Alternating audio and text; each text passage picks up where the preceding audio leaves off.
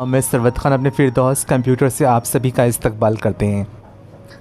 आज का जो विषय बोलने का है मेरे पास में वो नज़रियात के ऊपर है। नज़रिया, वीवर्स, वीविंग्स, जिस तरीके से आप देखते हैं समाज को, आपका नज़रिया समाज को उसी एंगल से दिखाई पड़ना शुरू हो जाता है। अगर नज़रिया हम अच्छा रखेंगे तो हमें अच्छा दिख रहा होगा, अगर नज़रिया हम बुरा रखेंगे तो समाज हमको बुरे अंदाज में दिखाई पड़ेगा। अगर परेशानी भी आती है, अगर उसको जिस नज़रिए से देखते हैं वो परेशानी उस नज़रिए से कन्वर्ट हो जाती है। तो आज एक ऐसी बात जो दिल पे लगी वो हम बयान कर रहे हैं नज़रिया के बारे में। नज़रियात के बारे में था एक बूढ़ा आदमी, उम्र दराज आदमी या ज़ईफ़ आदमी जिसकी उम्र 62 साल की थी, वो एक दिन रिटायर्ड होता है।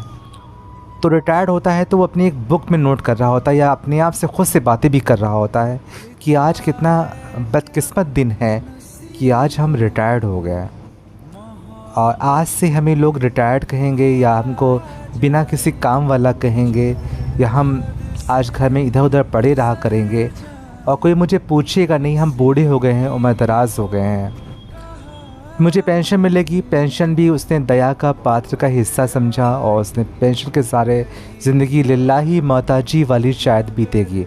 अपने आप को जितनी नेगेटिव भावना उसकी होती गई, उसने उसके बारे में सोचता गया, अपनी रिटायरमेंट के बारे में।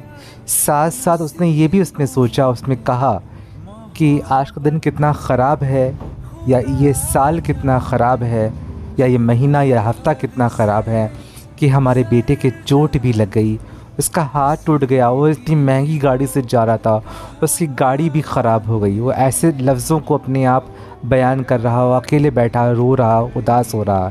ये सब बातें देख रही थी उसकी बीवी, उसके पास पहुंचती है और उससे कहती है कि आप क्यों उदास हैं, क्यों ऐसी बातें सोच रहे हैं। तो पूरी बात पति अपनी पत्नी से रखता है कि ये हम रिटायर्ड हो चुके, सारी बातें उनको बताता है। बेटे के चोट भी लग गई, कितनी बदकिस्मती है।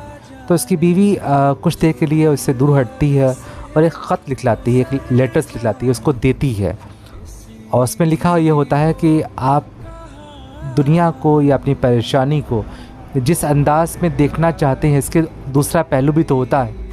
तो उसने पहलू लिखती है कि आज कितना खुशकिस्मत वाला दिन है कि आपने ज़िंदगी में एक रिटायरमेंट तक की पहुँचे और गवर्नमेंट से रिटायरमेंट की उपाधि हासिल करी, आप रिटायर्ड हुए। आपको अल्लाह ताला ने, ईश्वर ने कितनी अच्छी ज़िंदगी दी कि आपको रिटायरमेंट तक की देखना नसीब हुआ।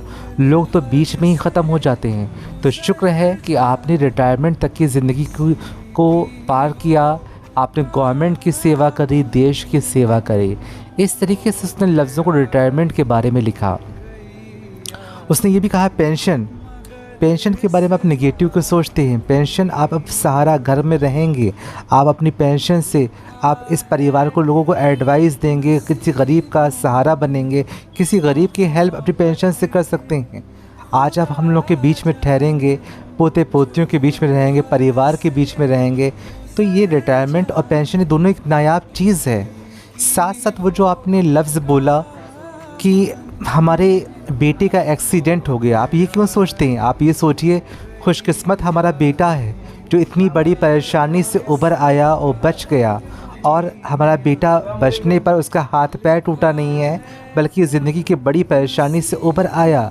हमारा बेटा अगर ज़िंदगी से अगर मौत की ओर पहुंच जाता तो शायद इससे बुरा कोई दिन नहीं होता, बल्कि हम ईश्वर का थैंक्स अदा करते हैं और खुशकिस्मत हैं कि हमारा बेटा बच गया। उसे हाथ ही से टूटा उसका है, जिस्म का और हिस्सा उसका बचा हुआ है। अगर जिस्म में कहीं और चोट आती तो शायद ज़िंदगी और मौत की बात आती। तो ये मत सोचें कि पैर टूटने से, हाथ टूटने से बुरा हुआ, बल्कि शुक्र अदा करें कि हाथ पैर ही तो खाली टूटे हैं, जिस्म या मेरी जान तो बाकी है। इसके बाद आप ये सोचते हैं मेरी गाड़ी पे नुकसान हो गया। ये सोचें कि गाड़ी को नुकसान पहुंचा है, मेरे बेटे को नुकसान तो नहीं पहुंचा। गाड़ी टूट गई तो क्या हुआ? तो मशीन थी, वो फिर से बन जाएगी, देर सवेर बन जाएगी, ये कोई नुकसान नहीं है। रुपए किसी का नहीं हुआ, रुपए तो कभी किसी के पास ठहरा नहीं है, पर जान तो हमारी बच गई। तो ये है नज़रियात। हम दुनिया को जिस नज़रिए से देखते हैं, अपनी बात को जिस देखते हैं, दुनिया भी उसी नज़रिए में दिखाई पड़ना शुरू होती है। एक कहावत कबीरदास का है, उसमें एक लैंग्वेज उसने बोला, कबीरदास ने एक लैंग्वेज में अपनी बात को रखा और ये लफ्ज़ बोला कि कि लोभ से लक्ष्मी घटती है और चिंता से घटता है शरीर। कहते हैं आगे, ये सब बातें सत्य हैं और कह गए दास कबीर। यानी लैंग्वेज ये थी, लोभ से लक्ष्मी घटे और चिंता से घटे शरीर, ये सब बातें सत्य हैं कह गए दास कबीर। तो जस्ट इसका पॉजिटिव अंदाज में भी इसकी लैंग्वेज बनती है कि लोभ बिना लक्ष्मी कहाँ। अभी था लोभ से लक्ष्मी घट रही थी, उसका पॉजिटिव वे है कि जब तक कि लोभ करेंगे नहीं तो लक्ष्मी भी नहीं आएगी।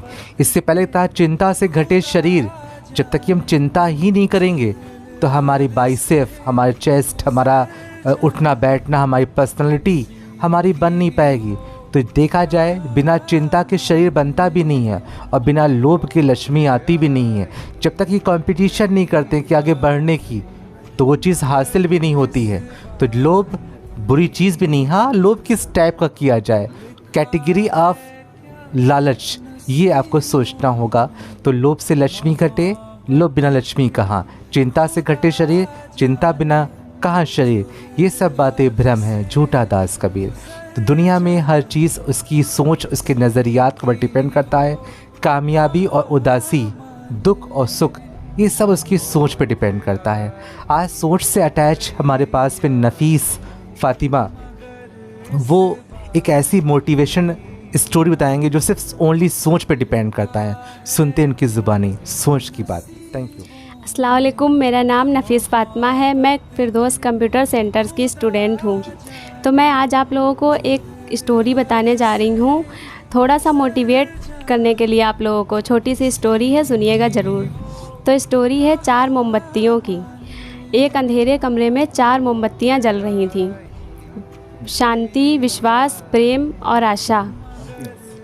एकांत में चारों मोमबत्तियाँ बातें करने लगीं।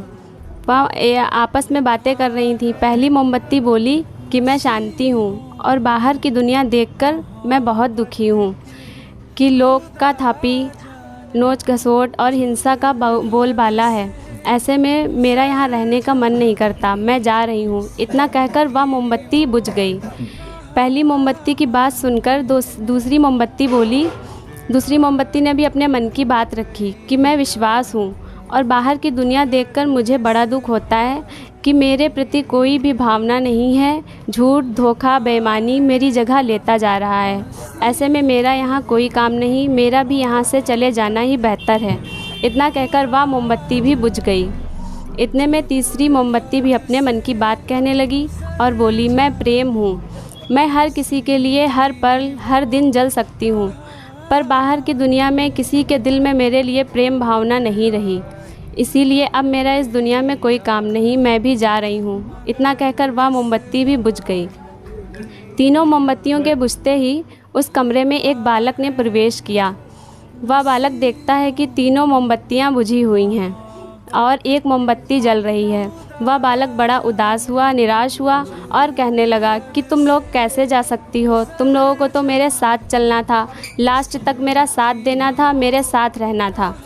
उस बालक की बात सुनकर चौथी मोमबत्ती बोली कि बालक, तू निराश ना हो, मैं आशा हूँ और तुम मेरी मदद से तीनों मोमबत्तियों को जीवित कर सकते हो। उस बालक ने आशा की बात सुनी और उसके अंदर थोड़ा साहस उठा। तो उस बालक ने आशा की मदद से प्रेम, विश्वास और शांति तीनों को जीवित कर लिया। अब चारों मोमबत्तियाँ जलने लगीं। यह देखकर बालक बड़ा ही खुश हुआ। तो दोस्तों, मेरा कहने का ये मतलब था इस स्टोरी में आपको समझाने का कि हमें कभी अपनी हिम्मत नहीं छोड़नी चाहिए, अपना हौसला नहीं तोड़ना चाहिए। कोई भी काम हो, कोई भी हमारी लाइफ की कोई भी प्रॉब्लम्स हो, छोटी हो या बड़ी हो, हमें अपनी हिम्मत बना के रखनी चाहिए। आशा बस ये कि हाँ, हम ये काम कर सकते हैं। हमें कभी निराश नहीं होना चाहिए और हार नहीं माननी चाहिए। हमारे जीवन में जब हम हारते हैं, हमारी हार तब नहीं होती है, हमारी हार तब होती है जब हम हार मान लेते हैं। हमें हार कभी नहीं माननी चाहिए, हमें हौसला रखना चाहिए कि नहीं, हम इससे बेहतर भी कुछ कर सकते हैं। तो दोस्तों, उम्मीद है कि आप सब भी ऐसा ही करेंगे और अपनी लाइफ में आगे बढ़ेंगे। और कहने का मतलब ये था कि हमारी लाइफ में प्रॉब्लम्स का आना पार्ट ऑफ लाइफ है और हमें उन्हें फेस करना आर्ट ऑफ लाइफ है। तो हमें कभी हिम्मत नहीं छोड़नी चाहिए। हर काम के लिए जो भी हम सोचते हैं कि नहीं कर सकते हैं, पर हम वो कर सकते हैं अपनी कोशिश से, और कोशिश तभी होती है जब हमारे अंदर हिम्मत होती है। तो दोस्तों, आप सब इस कहानी से क्या समझे हैं ज़रूर बताइएगा कमेंट में। Thank you.